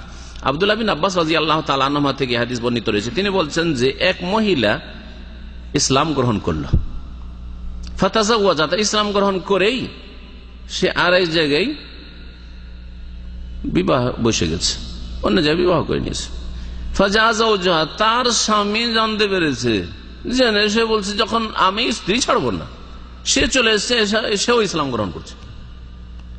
ফাজাওজাহা, তার স্বামী চলে এসছে, আগের যে স্বামী। ফাকাল ইয়া রাসূলুল্লাহ, এসে বলছে আল্লাহ রাসূল ইন্নী কুনতু আসলামতু, আমিও মুসলিম হয়ে গেছি, আমি ইসলাম গ্রহণ করেছি। ও আলেমাত বে ইসলামী, আর আমার ইসলাম গ্রহণ সম্পর্কে সে জানতেও পেরেছে আমার স্ত্রী, কিন্তু আসলে ওর কাছে থাকবে না, ইসলাম গ্রহণ করে একটু আগে ভাগে আরেক জায়গায় বিবাহ বসে গেছে। আমার ইসলাম সম্পর্কে জানতে পেরেছে, তারপরেও আমার সাথে থাকবে না, আর একজনকে বিবাহ করে বসে আছে। এ হচ্ছে ঘটনা। এখন কি করা যাবে? আগের স্বামীর ঘরে যাবে না এই নতুন স্বামীর ঘরে থাকবে? হ্যাঁ, কারণ সে ইসলাম গ্রহণ করে নিয়েছে, তাকে সময় সুযোগ দিবেন না, দাওয়াত দিবেন না, কিছুই না। ফান্তাজাহা রাসূলুল্লাহ মিন যাওজিহাল আখার, দ্বিতীয় স্বামী বা পরের স্বামীর কাছ থেকে রাসূলুল্লাহ সাল্লাল্লাহু আলাইহি ওয়াসাল্লাম ওই মহিলাকে ছিনিয়ে নিলেন। ইন্তাজা মানে ছিনিয়ে না, মানে সরিয়ে দিলেন, বিচ্ছিন্ন করে দিলেন। ওয়ারাদ্দাহা ইলা যাওজিল আওয়াল, আর ওই মহিলাকে ফিরিয়ে দিলেন প্রথম স্বামীর জন্য। রাওয়াহু আহমদ, হাদিস ইমাম আহমদ বর্ণনা করেছেন, আবু দাউদ বর্ণনা করেছেন, ইবনে মাজাহ বর্ণনা করেছেন, ইমাম ইবনে হিব্বান এবং হাকিম হাদিসটিকে সহিহ বলেছেন। কোন কোন মুহাদ্দিসরা সহিহ বলেছেন। ভাষ্যকার বলছেন হাদিসের সনদ গবেষণা করলে হাদিসটি যঈফ। কেন যঈফ? সংক্ষেপে বলছেন ওয়াইসনাদহু যঈফ। ভাষ্যকার বলছেন যে সানাদ যঈফ লিআন্না মাদারাহু আলা সিমাক আন ইকরামা, এই হাদিসের সনদ নির্ভরশীল সেমাক থেকে, সেমাক বিন হারব ইকরামা থেকে বর্ণনা করছেন। কাল আল হাফেজ, ইমাম হাফেজ বিন হাজার রহমতুল্লাহ আলাই, এই বুলুগুল মারামের লেখক, তার অনেক কিতাবাদি রয়েছে বর্ণনাকারীদের জীবনী সম্পর্কে। তিনি বলছেন যে সাদুকুন, এই সেমাক হচ্ছে সাদুক, রিওয়ায়াতুহু আন ইকরামা খাসসাতান মুজতারিবা, এই ব্যক্তি সাদুক, সাদুক মানে চলার মতো লোক, তার বর্ণনা চলতে পারে, একেবারে সেকাতন, শক্তিশালী নয়, নির্ভরযোগ্য নয়, আস্থাশীল নয়, কিন্তু সাদুক চলার মতো, যার হাদিস হাসান হয়ে যেত। কিন্তু সমস্যা কি বলছে যে তিনি যখন এই সেমাক যখন বর্ণনা করে ইকরামা থেকে, তখন বিশেষভাবে তার হাদিস মুজতারিব হয়ে যায়, মানে হাদিসের অবস্থা ঠিক থাকে না। মুজতারিব এক ধরনের দুর্বল হাদিস, সুতরাং এই হাদিস দুর্বল, এই কথা বলছেন। এই হাদিস থেকে যে মাসলাটি জানা গেল সেটা হচ্ছে মাসলা সহজ, হাদিসে স্পষ্ট রয়েছে যে স্বামী স্ত্রীর একজন যদি আগে ইসলাম গ্রহণ করে আর তারপরে পরে যদি দ্বিতীয় জন গ্রহণ করে, তাহলে বিনা, এখানেও বিবাহ পড়ানো হয়নি, তার কাছে কি করা হয়েছে? ফিরিয়ে দেওয়া হয়েছে। অন্য কোথাও চট করে বিবাহ বসে যাবে না, তার জন্য ইদ্যতের একটা সময় আছে। ইদ্যত পার হওয়ার পরে বিবাহ বসতে পারে, আবার অপেক্ষা করতে পারে স্বামীর জন্য, যেমন এর আগে স্পষ্ট করেছি। এখানে মোটামুটি আমাদের আলোচনা শেষ। আল্লাহ পাক রব্বুল আলামিন যেন আমাদেরকে কোরআন ও হাদিসের সহি মাসাইল বুঝার তৌফিক দান করেন এবং সেই অনুযায়ী আমল করার তৌফিক দান করেন। আল্লাহ পাক রব্বুল আলামিন দিন দুনিয়ার সমস্ত রকমের ফিতনা থেকে আমাদের যেন হেফাজত করেন। আল্লাহ পাক রব্বুল আলামিন জান্নাতের পথে থাকার যেন তৌফিক দান করেন। আল্লাহ পাক রব্বুল আলামিনের কাছে দোয়া করি আল্লাহ পাক রব্বুল আলামিন আমাদেরকে সহি আকীদা গ্রহণের তৌফিক দান করেন, সহি শুদ্ধ ইবাদতের তৌফিক দান করেন, হালাল বৈধ নেক জীবন যাপনের তৌফিক দান করেন। সাল্লাল্লাহু আলা নবিয়িনা মুহাম্মদ ওয়া আলা আলিহি ওয়া সাহবিহি আজমাইন। এক ভাই বলছেন যে আমার বক্তব্যে এক জায়গায় বলেছে মুরসাল হাদিস যঈফ, আর আরেক জায়গায় মুরসাল হাদিস দলিল হিসাবে পেশ করেছি। এর জবাব হচ্ছে যে মুরসাল হাদিসের যদি সমর্থক হাদিস না থাকে তো এই হাদিস হচ্ছে যঈফের উচ্চ স্তর, মানে সর্বনিম্ন যঈফ মুরসাল হাদিস। কিন্তু মুরসাল হাদিসের যখন সমর্থক অন্য সূত্র থেকে আসে তখন হাদিসটা হাসানে পৌঁছে যায়।